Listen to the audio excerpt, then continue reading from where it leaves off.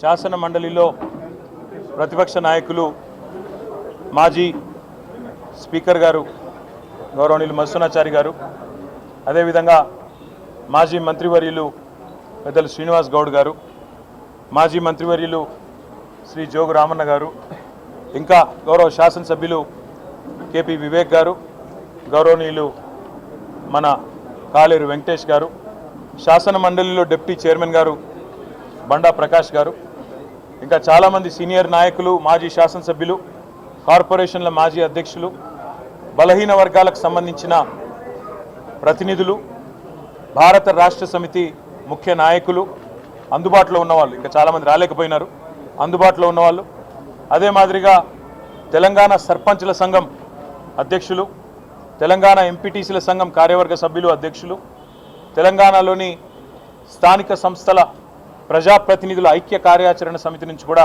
ప్రతినిధులు అందరూ కూడా ఈరోజు తెలంగాణ భవన్లో 3.5 గంటల పాటు మాతో కలిసి సమావేశం కావడం జరిగింది. ప్రధానంగా ఇందులో ఈరోజు కాంగ్రెస్ పార్టీ రాష్ట్రంలోని బలహీన వర్గాలకు చేస్తున్న మోసం, నవంబర్ 10, 2023 నాడు కామారెడ్డి పట్టణంలో బీసీ డిక్లరేషన్ పేరిట బలహీన వర్గాలను మోసం చేసిన వైనం గురించి చాలా విస్తృతంగా ఈరోజు చర్చించడం జరిగింది. దాదాపుగా 20-25 మంది తమ తమ అభిప్రాయాలను పూర్తి స్థాయిలో మరి వివరంగా చెప్పడం కూడా జరిగింది. ప్రధానంగా ఈరోజు ఈ సమావేశంలో అనుకున్నది ఏంటి అంటే, భారత రాష్ట్ర సమితి తరపున పెద్దలు తెలంగాణ తొలి ముఖ్యమంత్రి కేసీఆర్ గారి ఆదేశం మేరకు మేము కాంగ్రెస్ ప్రభుత్వాన్ని డిమాండ్ చేస్తూ ఉన్నాం.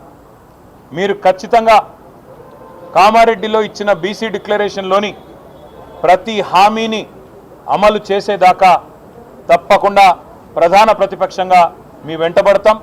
రాష్ట్రంలోని బలహీన వర్గాల పక్షాన మిమ్మల్ని అడుగడుగున నిలదీస్తూనే ఉంటామనే మాట నేను విజ్ఞప్తి చేస్తూ ఉన్నా. ఇందులో ప్రధానమైనది ఇవాళ రాజ్యాధికారంలో ముఖ్యంగా స్థానిక సంస్థల్లో వాటా పెంచుతామని చెప్పిన మాట, 42% రిజర్వేషన్లు అమలు చేస్తామనే మాట ఏదైతే కాంగ్రెస్ పార్టీ చెప్పిందో, కాంగ్రెస్ పార్టీని మేము ఈరోజు డిమాండ్ చేసేది ఏమంటే, సమగ్ర కులగణన వెంటనే స్టార్ట్ చేయండి, మాటలకే పరిమితం కాకండి.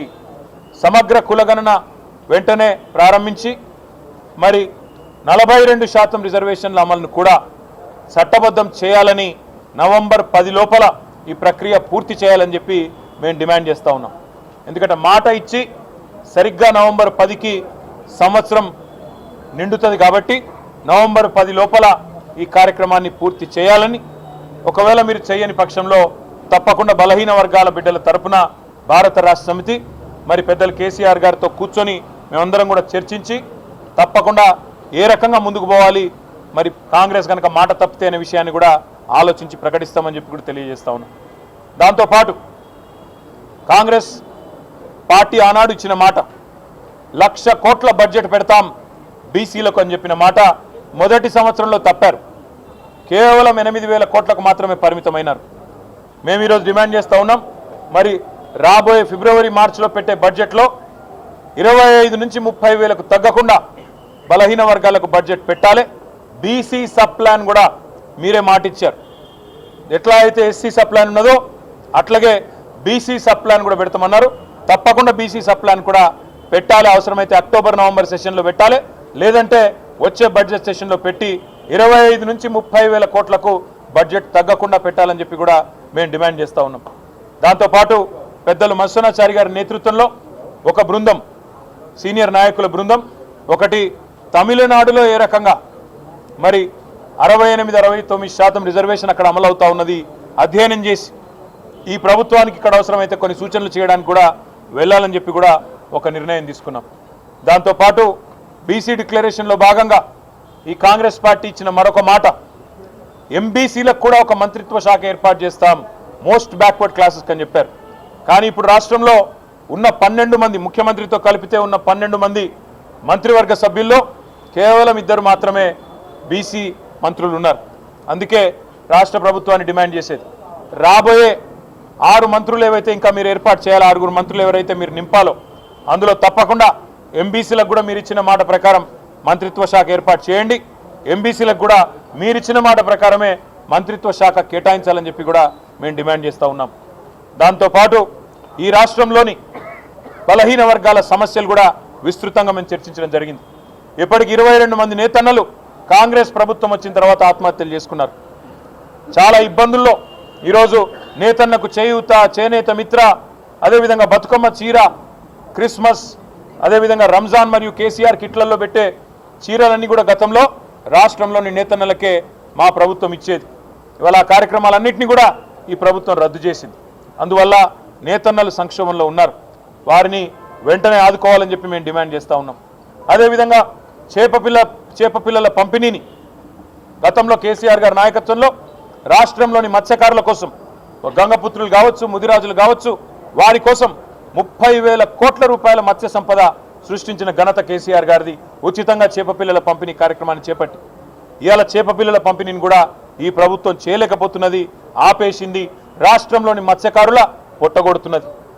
గురుకుల పాఠశాలలు 1000 గురుకుల పాఠశాలలు, అందులో బీసీలకు సింహభాగం, ఎస్సీ ఎస్టీ మైనారిటీలకు గురుకుల పాఠశాలలు పెట్టి మేము వారిని కడుపు నిండా భోజనం పెట్టి విదేశీ విద్య లాంటి పథకాలు, మహాత్మా జ్యోతిబా పూలే విదేశీ విద్య లాంటి పథకాలు కూడా తెస్తే ఈ ప్రభుత్వం గురుకుల పాఠశాలల్లో కనీసం సరైన భోజనం కూడా పెట్టని ఒక దురవస్థలోకి, పురుగులన్నం పెట్టే పరిస్థితికి తీసుకొచ్చిన వైనాన్ని కూడా సమావేశంలో చర్చించినాం. మేము బృందాలుగా విడిపోయి ఇటు నేతన్నలు కానీ, అటు గురుకులాల్లో సమస్యలు కానీ, ఇటు మత్స్యకారుల సమస్యలు కానీ, బలహీన వర్గాలకు సంబంధించిన బిడ్డల సమస్యలన్నింటినీ కూడా, అవి చేతి వృత్తులు కావచ్చు, ఇతర సమస్యలు కావచ్చు, వాటి విషయంలో కూడా ఇప్పటి నుంచి క్రియాశీలంగా పనిచేయాలనే నిర్ణయాన్ని కూడా తీసుకున్నాం. బృందాలుగా విడిపోయి మేమందరం కూడా సీనియర్ నాయకులం ఎక్కడి వారం అక్కడ క్షేత్రస్థాయిలో విస్తృతమైన పర్యటనలు చేయాలని చెప్పి కూడా నిర్ణయం తీసుకున్నాం. ఈ ప్రభుత్వం మీద ఈ పర్యటనల ద్వారా ఎక్కడికక్కడ సమస్యలను ప్రభుత్వ దృష్టికి తీసుకొస్తూ వారికి ఇచ్చిన మాటలను గుర్తు చేస్తూ, ఎందుకంటే చాలా మాటలు ఇచ్చారు, చెప్తే చాంతాడంతో ఉన్నది లిస్టు. ఆ బీసీ డిక్లరేషన్లోనే దాదాపు 50 నుంచి 70 హామీలు ఉన్నాయి. వాటన్నిటిని కూడా పూర్తి చేసేదాకా, అమలు చేసేదాకా పోరాటం కొనసాగించాలని చెప్పి కూడా నిర్ణయం తీసుకున్నాం. నిర్ద్వందంగా ఈరోజు ఈ సమావేశం నుంచి మేము చెప్తుంది ఒకటే, బీఆర్ఎస్ కదిలింది బీసీల కోసం, బీఆర్ఎస్ కదులుతున్నది బీసీల కోసం. బీసీలకు తప్పకుండా గతంలో సింహభాగం సీట్లు ఇచ్చింది కేసీఆర్ గారే. అసెంబ్లీ ఎన్నికల్లో కాంగ్రెస్ కంటే, బీజేపీ కంటే 2023లో కావచ్చు, 18లో కావచ్చు, 14లో కావచ్చు ఎక్కువ సీట్లు ఇచ్చింది కేసీఆర్ గారు, బీఆర్ఎస్. పార్లమెంట్లో మొన్న 17 సీట్లకు గాను 6 సీట్లు బీసీలకు ఇచ్చింది బీఆర్ఎస్. కాబట్టి చెప్పడమే కాకుండా మొన్న వచ్చిన ఒక రాజ్యసభ కానీ, గతంలో 4 రాజ్యసభ సభ్యులను చేసింది, పంపింది రాజ్యసభకు బలహీన వర్గాల బిడ్డలను బీఆర్ఎస్. కాబట్టి మేము చెప్పేది ఒకటే, మేము ఆచరణలో కూడా చూపెట్టినాం. కార్పొరేషన్ చైర్మన్లు 50 మందిని నియమిస్తే కేసీఆర్ గారు 27 మంది బీసీ బిడ్డలకు ఇచ్చి గౌరవించింది కేసీఆర్. అందుకే మేము ఆచరణలో చూపెట్టినాం, మాటలకే పరిమితం కాలేదు. ఇంకా చేతి వృత్తులను ఆనాడు బలోపేతం చేసినాం, పిల్లలకు విద్య, అద్భుతమైన విద్య అందించినాం. మీరు విదేశీ విద్యలో కేసీఆర్ గారు 10 లక్షల రూపాయలు మొదలు ఇన్స్టాల్మెంట్ ఇచ్చి పంపిన విద్యార్థులకు కూడా ఇలా 2వ ఇన్స్టాల్మెంట్ కూడా ఈ ప్రభుత్వం విడుదల చేస్తలేదు. అందుకే ఇన్ని రకాల సమస్యలు ఉన్నాయి. కాబట్టే తప్పకుండా భవిష్యత్తులో కొన్ని వర్క్షాపులు కూడా నిర్వహించాలని, అవసరమైతే కొంత పెద్ద ఎత్తున జిల్లాలలో కూడా శిక్షణ కార్యక్రమాలు పెట్టాలని కూడా సూత్రప్రాయంగా అనుకున్నాం. మిగతా విషయాలన్నీ కూడా పెద్దలు కేసీఆర్ గారితో విస్తృతంగా చర్చించి ఈ నాయకులందరం కూడా కేసీఆర్ గారిని కలిసి తప్పకుండా మిగతా కార్యాచరణ కూడా ప్రకటించాలనుకున్నాం. కానీ ఒకటి మాత్రం నిర్ద్వందంగా చెప్తా ఉన్నాం, ఈ రాష్ట్రంలోని బలహీన వర్గాలకు పెద్ద దిక్కుగా కేసీఆర్ గారు ఉంటారు. ఈ ప్రభుత్వం మెడలు వంచి 42% రిజర్వేషన్ అమలు చేసేదాకా తప్పకుండా పోరాడతాం. కేసీఆర్ ఒక్క రోజులో చేసిండు సమగ్ర కుటుంబ సర్వే, ఒకే ఒక్క రోజులో. మరి ఈ ప్రభుత్వానికి చిత్తశుద్ధి ఉంటే ఒక వారం రోజుల్లో సమగ్ర కులగణన చేయొచ్చు, పెద్ద గొప్ప విషయం ఏం కాదు. మేము కూడా సహకరిస్తాం. సమగ్ర కులగణన వెంటనే చేపట్టండి. తప్పకుండా నవంబర్ 10 లోపల స్థానిక సంస్థల్లో మీరు చెప్పినట్టు 42% రిజర్వేషన్ ఇచ్చి తీరాల్సిందే. ఇవ్వకపోతే తప్పకుండా బీసీలు తిరగబడతారు, మీకు వారి సత్తా చూపెడతారనే మాట కూడా తెలియజేస్తూ ఈ సమావేశంలో పాల్గొన్న సీనియర్ నాయకులందరికీ పేరు పేరున హృదయపూర్వకంగా ధన్యవాదాలు తెలియజేస్తూ సహకరించిన పాత్రికేయ మిత్రులకు కూడా హృదయపూర్వకంగా ధన్యవాదాలు. మళ్ళొక్కసారి మీ అందరికీ నమస్కారం.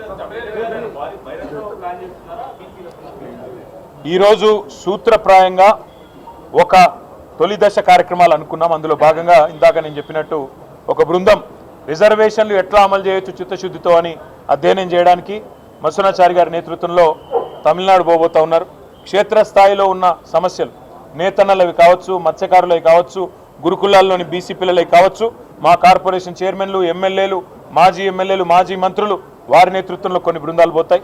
అదేవిధంగా మరికొన్ని బృందాలు మా ప్రభుత్వంలో 10 ఏళ్లలో మేము సాధించిన విజయాలు, బీసీల కోసం చేసిన కార్యక్రమాలు వాటిని అధ్యయనం చేస్తూ కొన్ని సంకలనాలు తీసుకురావడానికి మరొక వర్కింగ్ గ్రూప్ వేసుకున్నాం. ఈరోజు ఇక్కడ దాకా అనుకున్నాం కార్యక్రమం నవంబర్ 10 దాకా. నవంబర్ 10 లోపల ప్రభుత్వం దిగి వచ్చి సమగ్ర కులగణన చేసి ఆ రిజర్వేషన్లు అమలు చేయకపోతే మీరన్నట్టు తదుపరి కార్యాచరణ బహిరంగ సభలు పెట్టాలా, ప్రభుత్వం మెడలు పంచడానికి ప్రత్యక్ష పోరాటాలకు దిగాలా, ఆ కార్యక్రమాలన్నీ కూడా పెద్దలు కేసీఆర్ గారితో మాట్లాడి తుది రూపాన్ని మీకు ప్రకటించి మీ అందరి ముందుకు వస్తాం. గాంధీ ఆసుపత్రి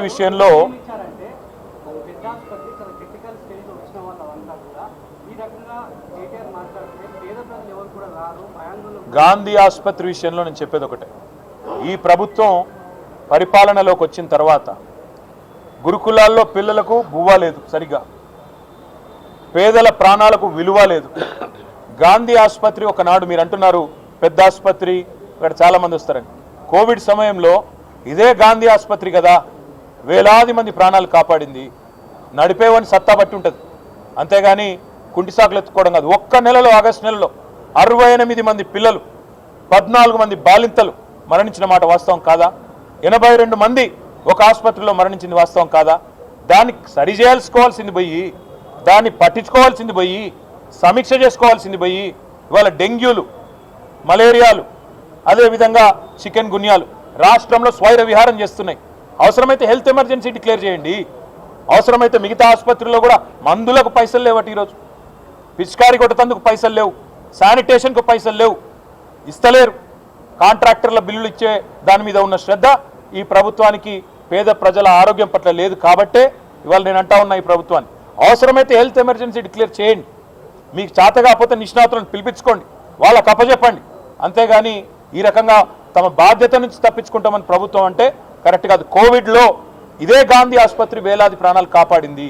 ఆ రోజు ఒకటే ఒక్క ఆసుపత్రి మొత్తం రాష్ట్రంలో అయినా కాపాడగలిగింది. కాబట్టే ప్రభుత్వం తన బాధ్యతను తప్పించుకోలేదని నేను అంటాను. Thank you. జమిలీ ఎన్నికల విషయంలో ఇప్పుడే నేను కూడా చూశాను, మేము సమావేశంలో ఉన్నాము, ఇప్పుడే చూశాను కేంద్ర ప్రభుత్వం ఏదో చేస్తూ ఉన్నది, ఏదో నిర్ణయం తీసుకున్నదని. నేను అనేదల్లా ఒక్కటే, కేంద్ర ప్రభుత్వం పూర్తిగా వివరంగా చెప్పాలి ఎట్లా చేయబోతున్నారు జమిలీ ఎన్నికలు. ఎందుకంటే మొన్ననే పార్లమెంట్ ఎన్నికలు పూర్తయినాయి. మరి పార్లమెంట్ ఎన్నికలు పూర్తయినాయి, తదుపరి ఎన్నికలు 5 ఏళ్ళకి 2029లో ఉన్నాయి.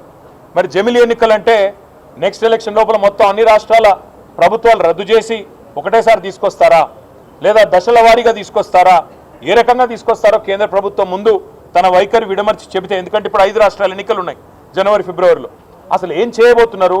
ఎందుకంటే ఒకవైపు సెన్సస్ చేయాలి, జనగణన చేయాలి, మరొక వైపు డీలిమిటేషన్ జరగాలి, మరొక వైపు విమెన్ రిజర్వేషన్, మహిళా రిజర్వేషన్ బిల్లు ఆమోదించారు కాబట్టి దాన్ని అమల్లోకి తీసుకొని రావాలి. తదుపరి 1 నేషన్ 1 ఎలక్షన్ అంటున్నారు. ఇది ఏ రకంగా తీసుకొస్తారు? కేంద్ర ప్రభుత్వం విడమర్చి వివరంగా చెప్పిన తర్వాత మా పార్టీ కూడా తన అభిప్రాయాన్ని మేము, ఎందుకంటే నేను ఒక్కడిగా చెప్పలేను, మేము కూడా మళ్ళీ ఇక్కడే పెద్దలందరితో కూర్చొని పెద్దలు కేసీఆర్ గారి నాయకత్వంలో ఒక పార్టీగా ఆలోచించే అవసరమైతే మా రాష్ట్ర కమిటీ, మా లెజిస్లేచర్ పార్టీ, మా పార్లమెంటరీ పార్టీ అందరం కూడా కూర్చొని ఒక నిర్ణయం తీసుకొని ఒక అభిప్రాయాన్ని మీతో నేను పంచుకుంటాను. Thank you.